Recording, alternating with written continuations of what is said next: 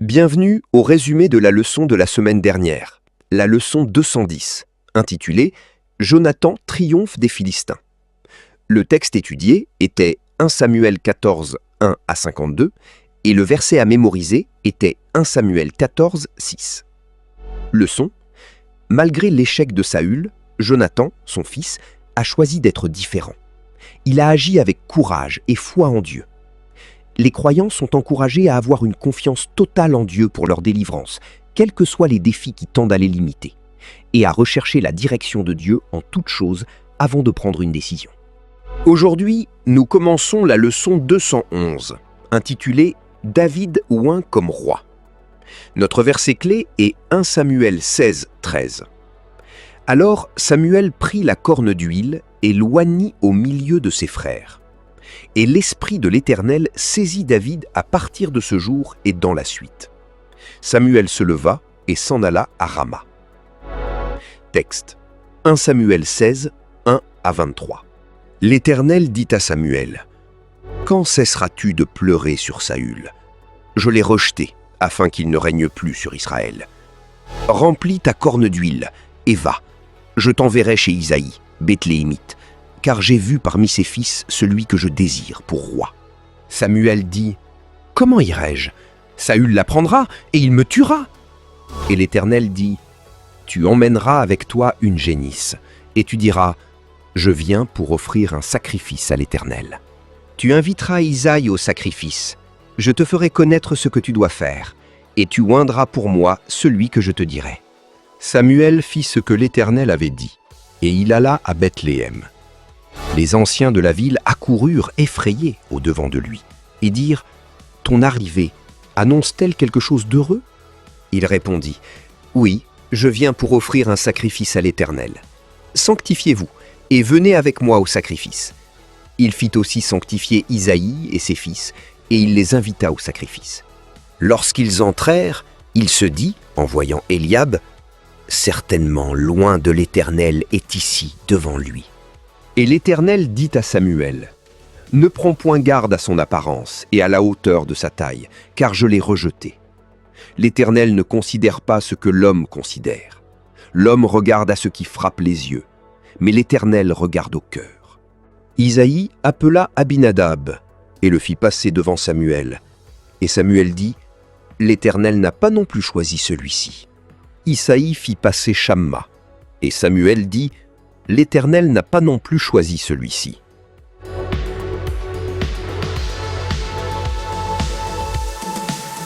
Isaïe fit passer ses 7 fils devant Samuel. Et Samuel dit à Isaïe: « L'Éternel n'a choisi aucun d'eux. » Puis Samuel dit à Isaïe: « Sont ceux-là tous tes fils? » Et il répondit: « Il reste encore le plus jeune, mais il fait paître les brebis. » Alors Samuel dit à Isaïe: « Envoie-le chercher, car nous ne nous placerons pas avant qu'il ne soit venu ici. » Isaïe l'envoya chercher. Or il était blond, avec de beaux yeux et une belle figure. L'Éternel dit à Samuel: « Lève-toi, oins-le, car c'est lui. » Samuel prit la corne d'huile et l'oignit au milieu de ses frères. L'Esprit de l'Éternel saisit David, à partir de ce jour et dans la suite. Samuel se leva et s'en alla à Rama. L'Esprit de l'Éternel se retira de Saül, qui fut agité par un mauvais esprit venant de l'Éternel. Les serviteurs de Saül lui dirent: « Voici, un mauvais esprit de Dieu t'agite. Que notre Seigneur parle. Tes serviteurs sont devant toi. Ils chercheront un homme qui sache jouer de la harpe. Et quand le mauvais esprit de Dieu sera sur toi, il jouera de sa main, et tu seras soulagé. » Saül répondit à ses serviteurs: « Trouvez-moi donc un homme qui joue bien, et amenez-le-moi. » L'un des serviteurs prit la parole et dit: « Voici, j'ai vu un fils d'Isaïe, Bethléemite, qui sait jouer. C'est aussi un homme fort et vaillant, un guerrier, parlant bien et d'une belle figure, et l'Éternel est avec lui. » Saül envoya des messagers à Isaïe pour lui dire: « Envoie-moi David, ton fils, qui est avec les brebis. » Isaïe prit un âne, qu'il chargea de pain, d'une outre de vin et d'un chevreau. Et il envoya ces choses à Saül par David, son fils. David arriva auprès de Saül et se présenta devant lui. Il plut beaucoup à Saül, et il fut désigné pour porter ses armes.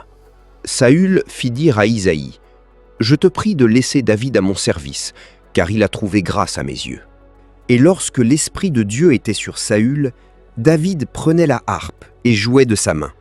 Saül respirait alors plus à l'aise et se trouvait soulagé, et le mauvais esprit se retirait de lui. Le chapitre précédent se termine sur une note triste, avec le rejet de Saül par Dieu comme roi et la rupture de sa relation avec Samuel. Bien qu'il se soit séparé de Saül, Samuel continuait à pleurer devant cette tournure négative des événements. Il a manifesté une attitude pieuse qui devrait caractériser chaque véritable croyant lorsqu'un autre enfant de Dieu tombe dans le péché. 2 Samuel 1, 5 à 27 et Micha 7, 8. Cependant, Dieu l'a dissuadé de continuer à se lamenter en lui ordonnant de se rendre chez Isaïe pour oindre le successeur au trône. Puisque l'échec d'une personne ne peut entraver l'avancement de son œuvre sur la terre, les responsables doivent chercher la face de Dieu pour désigner un remplaçant chaque fois qu'un tel besoin se présente. Acte 1, 15, 26. Dans le chapitre étudié, Dieu a guidé Samuel pour oindre David comme roi. Les détails de cette transition dans la direction d'Israël montrent la supériorité de la sagesse de Dieu sur le jugement humain et comment il choisit les humbles et les méprisés pour accomplir son dessein. Psaume 75, 6, 7. Dieu a choisi David, un candidat improbable et inattendu, pour devenir le prochain roi d'Israël. Et à la fin du chapitre, le jeune berger était devenu un guerrier valeureux, qui pouvait aussi utiliser son don pour soulager Saül de son affliction spirituelle. Dans cette étude, nous considérons 3 points. Premier point est « Dieu charge Samuel d'oindre le fils d'Isaïe ». L'Éternel dit à Samuel « Quand cesseras-tu de pleurer sur Saül ? Je l'ai rejeté, afin qu'il ne règne plus sur Israël. Remplis ta corne d'huile, et va. Je t'enverrai chez Isaïe, Bethléemite, car j'ai vu parmi ses fils celui que je désire pour roi. » 1 Samuel 16:1. Samuel a exprimé sa crainte de la réaction de Saül s'il apprenait cette instruction divine. Bien qu'il fût séditieux de désigner un autre roi alors que l'occupant du trône régnait encore, Samuel fut seulement envoyé pour oindre David en privé, et non pour le couronner publiquement. L'onction n'avait pas pour but d'installer David immédiatement sur le trône, mais d'être un gage de l'alliance et de la révélation divine qu'il avait une responsabilité importante à accomplir à l'avenir. Pour apaiser la crainte de Samuel, Dieu lui ordonna de prendre une génisse et d'appeler Jessé au sacrifice. Il se rendit à Bethléem et fit ce que Dieu lui avait demandé. Lorsque Dieu nous envoie en mission, il prend soin des conséquences et de nos vies. Après l'offrande, Jessé amena ses fils, comme Samuel l'avait demandé. Le premier fils était Eliab.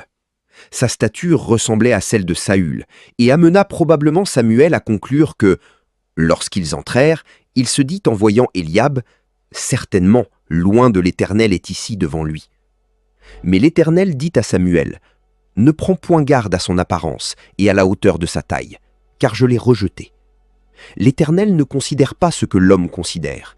L'homme regarde à ce qui frappe les yeux, mais l'Éternel regarde au cœur. 1 Samuel 16, 6, 7. Les serviteurs de Dieu doivent apprendre à entendre sa voix dans l'accomplissement de leur mission spirituelle. Dieu regarde au cœur. Comme Samuel, les gens ont tendance à faire des choix fondés sur les qualités physiques ou extérieures, les compétences ou les capacités intellectuelles. Mais Dieu met l'accent sur l'état du cœur. Lui seul peut révéler ce qu'il y a dans l'esprit d'une personne. Il connaît les intentions, les pensées et l'état de chaque cœur. C'est pourquoi il est nécessaire de prier et de dépendre du Seigneur pour être guidé chaque fois que nous voulons choisir des personnes pour une quelconque tâche dans l'Église. Dieu regarde au cœur. Au lieu de mettre l'accent sur les diplômes, les compétences exceptionnelles, l'apparence, l'éloquence et d'autres qualités extérieures, nous devrions laisser Dieu nous montrer l'état du cœur et ses qualités cachées de foi, d'humilité et de disposition soumise. 1 Pierre 3, 3 et 4. Jérémie 17, 9 et 10. Dieu regarde au cœur. Il est nécessaire de prier pour être guidé lors du choix de personnes pour des tâches. Beaucoup de gens cachent leurs inaptitudes intérieures derrière une apparence extérieure impressionnante. Nous devrions privilégier les qualités spirituelles et prier pour la direction de Dieu dans nos choix de partenaires et de travailleurs. Leçon tirée de l'erreur de Samuel. Nous apprenons de l'erreur de Samuel qu'aucun niveau de croissance spirituelle n'exclut la possibilité d'une erreur de jugement. Sans doute était-il âgé et expérimenté dans les choses spirituelles. Il avait l'habitude de recevoir et de transmettre des messages de Dieu avant cet événement. Cependant, en cette occasion, il aurait versé l'huile d'onction sur la mauvaise tête si Dieu ne l'avait pas corrigé. Au lieu de se concentrer sur les diplômes ou l'apparence, nous devrions laisser Dieu nous révéler les qualités cachées du cœur, comme l'humilité et la foi. Les leçons à tirer de cela sont évidentes. Chaque chrétien doit rester humble et ne jamais surestimer la justesse de son propre jugement sur les autres. Les responsables spirituels devraient également être soutenus par la prière, afin d'être guidés pour prendre des décisions justes en tout temps. Si nous jugeons uniquement selon l'apparence extérieure, nous risquons de choisir par inadvertance ce que Dieu a rejeté, ou de négliger ce qu'il a choisi. L'erreur de Samuel nous apprend que le jugement humain, même chez les personnes spirituelles, peut être faillible. Samuel aurait oint la mauvaise personne sans la correction de Dieu. Le deuxième point est « Dieu corrige Samuel et le conduit à oindre David ». Isaïe réunit 7 de ses fils devant Samuel, en laissant David de côté. Lorsque aucun d'eux ne fut choisi, Samuel demanda s'il avait un autre fils. La réponse montra qu'il ne comptait pas David comme quelqu'un susceptible d'être considéré par Dieu pour une mission divine. Cela prouve que les voies de Dieu sont différentes de celles de l'homme. Samuel ordonna alors qu'on fasse venir David du champ, où il gardait le troupeau. Alors Samuel prit la corne d'huile et l'oignit au milieu de ses frères. Et l'Esprit de l'Éternel saisit David, à partir de ce jour et dans la suite. Samuel se leva et s'en alla à Rama. La pratique d'oindre des personnes avant qu'elles n'assument des fonctions royales est courante dans l'Ancien Testament. On la considère comme un signe du transfert des vertus divines et de l'impartation de l'Esprit de Dieu sur celui qui est ainsi oint. Cela a donné naissance à la profonde vénération pour le roi en tant que personnage sacré. Plusieurs exemples en abondent. Nous explorerons les vérités tirées de l'onction de David. David était le plus jeune de sa famille. Pourtant, Dieu l'a choisi au-dessus de ses frères aînés. Le choix du Seigneur ne dépend pas toujours du rang ou de l'ordre de naissance, mais il suit ses propres principes. Les talents ne suffisent pas. Les 7 frères de David avaient de bonnes qualités et des talents, mais Dieu ne les a pas choisis. Les talents naturels et l'âge ne sont pas suffisants lorsqu'il s'agit du service spirituel. Dieu élève les humbles. David faisait un travail très humble et n'a rien fait pour chercher à devenir roi. Nous ne devons ni rechercher ni convoiter une position dans l'Église. Dieu regarde au cœur. Au lieu de nous concentrer sur les diplômes, les compétences exceptionnelles, l'apparence ou l'éloquence, nous devons laisser Dieu nous montrer l'état du cœur. Il recherche les qualités cachées de la foi, de l'humilité et d'un esprit soumis, comme le montrent 1 Pierre 3, 3-4 et Jérémie 17, 9-10. Nous apprenons de l'erreur de Samuel qu'aucun niveau de croissance spirituelle n'exclut la possibilité d'une erreur de jugement. Sans doute était-il âgé et expérimenté dans les choses spirituelles. Il avait l'habitude de recevoir et de transmettre des messages de Dieu avant cet événement. Cependant, en cette occasion, il aurait versé l'huile d'onction sur la mauvaise tête si Dieu ne l'avait pas corrigé. Les leçons à tirer de cela sont évidentes. Chaque chrétien doit rester humble et ne jamais surestimer la justesse de son propre jugement sur les autres. Les responsables spirituels devraient également être soutenus par la prière, afin d'être guidés pour prendre des décisions justes en tout temps. Si nous jugeons uniquement selon l'apparence extérieure, nous risquons de choisir par inadvertance ce que Dieu a rejeté, ou de négliger ce qu'il a choisi. Sachez aussi que Dieu est omniscient et infaillible. Il a rejeté Eliab sur la base de sa connaissance exacte de sa vie et de son cœur. Nous devrions privilégier la transformation de nos attitudes intérieures, car elles comptent davantage pour Dieu que notre posture et notre maintien extérieur. Le deuxième point est « Dieu corrige Samuel et le conduit à oindre David ». Isaïe réunit 7 de ses fils devant Samuel en laissant David de côté. Lorsqu'aucun d'eux ne fut choisi, Samuel demanda s'il avait un autre fils. La réponse montra qu'il ne comptait pas David comme quelqu'un susceptible d'être considéré par Dieu pour une mission divine. Cela prouve que les voies de Dieu sont différentes de celles de l'homme. Samuel ordonna alors qu'on fasse venir David du champ, où il gardait le troupeau. Alors, Samuel prit la corne d'huile et l'oignit au milieu de ses frères. Et l'Esprit de l'Éternel saisit David, à partir de ce jour et dans la suite. Samuel se leva et s'en alla à Rama. La pratique d'oindre des personnes avant qu'elles n'assument des fonctions royales est courante dans l'Ancien Testament. On la considère comme un signe du transfert des vertus divines et de l'impartition de l'Esprit de Dieu sur celui qui est ainsi oint. Cela a donné naissance à la profonde vénération pour le roi en tant que personnage sacré. 2 Samuel 1, 14. Plusieurs exemples en abondent. Revenons à la première vérité. David était le dernier né, mais le premier choisi. Le choix de Dieu ne dépend ni du rang, ni de l'ordre de naissance, mais de ses propres principes. Deuxièmement, les talents naturels ne suffisent pas pour le service spirituel. Les frères de David avaient de bonnes qualités et des talents, mais les critères de choix de Dieu vont au-delà de l'apparence extérieure. La troisième vérité est que Dieu élève les humbles. David était engagé dans une tâche très humble et ne cherchait pas la royauté. Nous ne devons pas faire campagne ni lutter pour obtenir des postes dans l'Église. L'onction de David s'est déroulée en 3 étapes. L'onction privée initiale à Bethléem, son onction comme roi sur Juda, et enfin comme roi sur tout Israël. Les croyants doivent rester humbles, obéissants et centrés sur Dieu, car de plus grandes choses suivront une commission reçue dans le secret. Le troisième point est « Dieu équipe David pour le service ». Après l'onction de David, l'Esprit de l'Éternel vint sur lui pour l'équiper en vue de ses futures responsabilités. En revanche, l'Esprit de Dieu s'éloigna de Saül, et un mauvais esprit le tourmenta. Comme Samson, lorsque le Seigneur le quitta, il devint impuissant et exposé aux tourments de l'ennemi.